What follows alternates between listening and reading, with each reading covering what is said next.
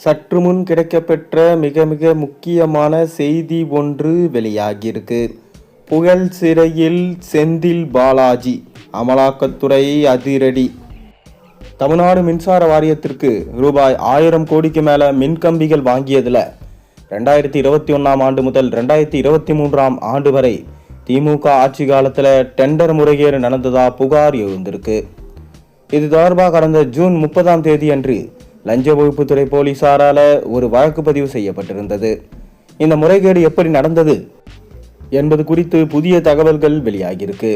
தமிழ்நாடு மின்சார வாரியத்திற்கு ரூபாய் 1000 கோடிக்கு மேல மின்கம்பிகள் வாங்கியதுல 2021 ஆண்டு முதல் 2023 ஆண்டு வரை முறைகேடுகள் நடந்ததா புகார் எழுந்தது.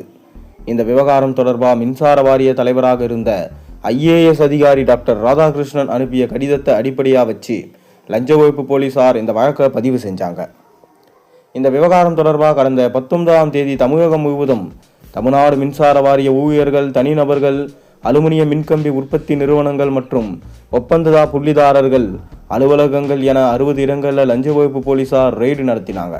இச்சோதனையின் முடிவில் ஒப்பந்த புள்ளி தொடர்பான ஆவணங்கள், டிஜிட்டல் ஆதாரங்கள் மற்றும் பெயரளவில் இயங்கி வந்த போலி நிறுவனங்களின் ஆவணங்கள் பறிமுதல் செய்யப்பட்டதா தகவல் வெளியாயிருந்தது. லஞ்ச ஒழிப்பு போலீசார் பதிவு செய்த முதல் தகவல் அறிக்கை விவரங்கள் இணையதளத்தில் வெளியாகியிருக்கு. அந்த விவரங்களை தற்போது நம்ம பார்க்கலாமா? அதாவது சர்ச்சைக்குள்ளான 9 டெண்டர்களை மொத்தம் 2,07,495 கிலோமீட்டர் நீள மின்கம்பிகள் கொள்முதல் செய்யப்பட்டது. சுமார் 1000 கோடிக்கும் அதிகமான மதிப்பில் ஒப்பந்தங்கள் வழங்கப்பட்டிருக்கு. இதில் 2022-23 நிதியாண்டில் குறிப்பிட்ட வகை மின்கம்பிகளை கொள்முதல் செய்ய சுமார் 170 கோடி மதிப்பில் 40,000 கிலோமீட்டர் மின்கம்பிகள் வாங்க டெண்டர் விடப்பட்டது. இதில் 24 நிறுவனங்கள் பங்கேற்றது. 5 நிறுவனங்கள் ஒரு கிலோமீட்டருக்கு ரூபாய் 44,356 என ஒரே விலையை குறிப்பிட்டிருந்தது. இதுதான் சர்ச்சையாக மாறியது. பின்னர் நடத்தப்பட்ட பேச்சுவார்த்தைக்கு பிறகு கிலோமீட்டருக்கு 41,536 என இறுதி விலை நிர்ணயிக்கப்பட்டது. ஆனால் அரசின் மதிப்பீட்டின்படி இதன் அடக்க விலை 38,858 மட்டுமே ஆகும். இது இறுதி செய்யப்பட்ட விலையை விட 6.89% குறைவு ஆகும். எனினும் 24 நிறுவனங்களுக்கும் 166.144 கோடி மதிப்பிலான கொள்முதல் ஆலைகள் வழங்கப்பட்டிருக்கு. அதே போல 2021 ஆண்டில் ACSR வகை மின்கம்பிகள் கொள்முதல் செய்ய 107 கோடி மதிப்பில் 15,000 கிலோமீட்டர் மின்கம்பிகள் வாங்க டெண்டர் கோரப்பட்டிருந்தது. இதில் தகுதி பெற்ற 31 நிறுவனங்களும் ஒரு கிலோமீட்டருக்கு 75,048 என்ற ஒரே தொகையை குறிப்பிட்டிருந்தாங்க.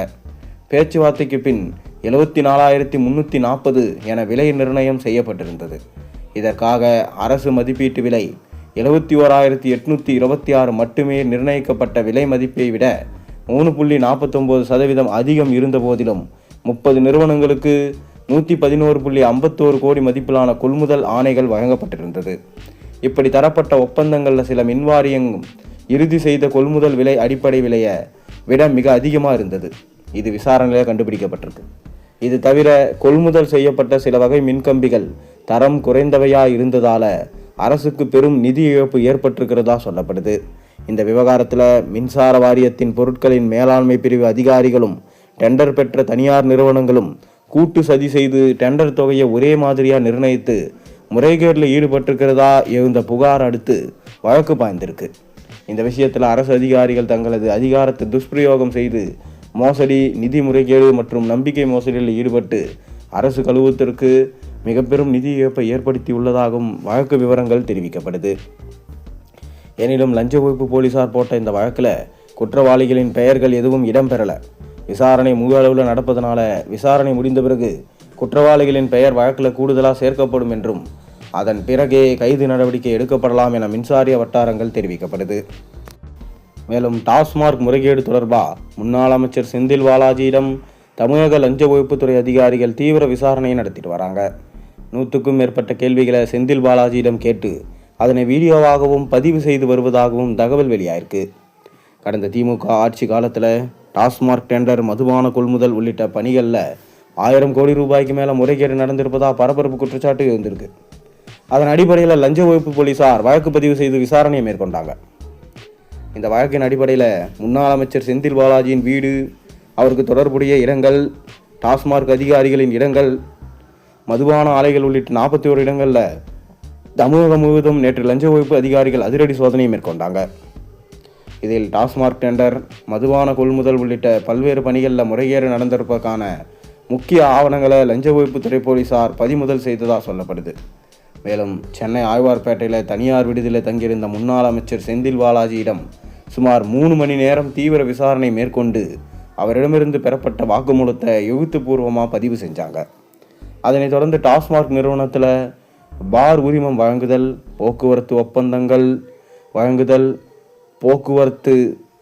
ஒப்பந்தங்கள், மதுபான கொள்முதல் மற்றும் விற்பனை உள்ளிட்டவற்றில் முறைகேடுகள் நடைபெற்றதாக சொல்லப்படும் புகாரில் செந்தில் பாலாஜி, முன்னாள் டாஸ்மார்க் மேலாண்மை இயக்குனர் விசாகன், முன்னாள் முதுநிலை மண்டல மேலாளர்கள் ராமதுரை முருகன், பன்னீர்செல்வம், செந்தில் பாலாஜியின் முன்னாள் தனி உதவியாளர் பாஸ்கர், செந்தில் பாலாஜியின் நெருங்கிய கூட்டாளிகள் என குறிப்பிடப்பட்டுள்ள ரத்தீஷ்ராஜ், சண்முகவேல், கார்த்திக் ஆகிய 7 பேர் மீது வழக்கு பதிவு செஞ்சிருக்கிறாங்க.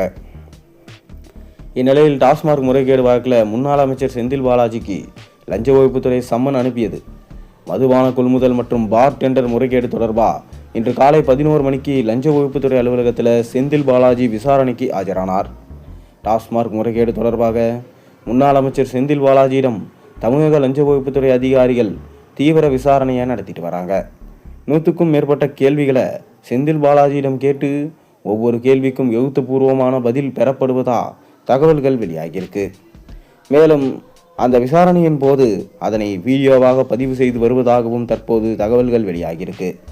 பல்வேறு விதமான வழக்குகளில் சிக்கி தவிக்கும் செந்தில் பாலாஜி தொடர்ந்து இனி தப்பிக்கவே வாய்ப்பு கிடையாது. ஒருவேளை அவர் மீது போடப்பட்ட அனைத்து வழக்குகளிலும் அவருக்கு எதிராக தீர்ப்பு வந்தால் கண்டிப்பாக புகழ் சிறையில் அவரை அடைக்கப்படலாம். மேலும் ஜாமீன் பெற முடியாத சூழலும் ஏற்படும். தொடர்ந்து 7 ஆண்டுகள் வரை அவர் சிறை தண்டனை அனுபவிக்கலாம் என்கின்ற செய்திகளும் தற்போது இணையத்தில் வேகமாக பரவி வருகிறது. விஜய் சொன்னது போல தொட்டவர்களையும்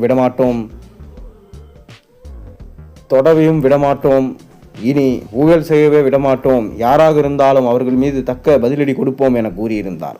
அதேபோல சட்டசபையில் எதிர்க்கட்சித் தலைவர் உதயநிதியை ஓட விரட்டி கொண்டிருக்கிறார் விஜய். உதயநிதியால் என்ன பதில் கூறுவது என்று என தெரியவில்லை.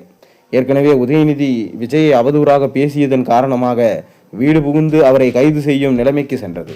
அதனால்தான் திமுகவில் உள்ள ஒவ்வொரு சிட்டிங் எம்எல்ஏக்களும் தற்போது பயந்து அஞ்சி நடுங்கி கொண்டிருக்கிறார்களாம். ஏதாவது தவறாக பேசிவிட்டால் நம் மீது வழக்கு பாகுமோ என்ற பயத்தில் இருக்கிறார்கள். தொடர்ந்து செந்தில் பாலாஜி, அவரது தம்பி ஏவாவேலு, KN நேரு போன்ற மிக முக்கியமான நபர்கள் தற்போது அமலாக்கத்துறை வலயத்தில் சிக்கிக்கொண்டு என்ன செய்வது என்று தெரியாமல் இருக்கிறார்கள்.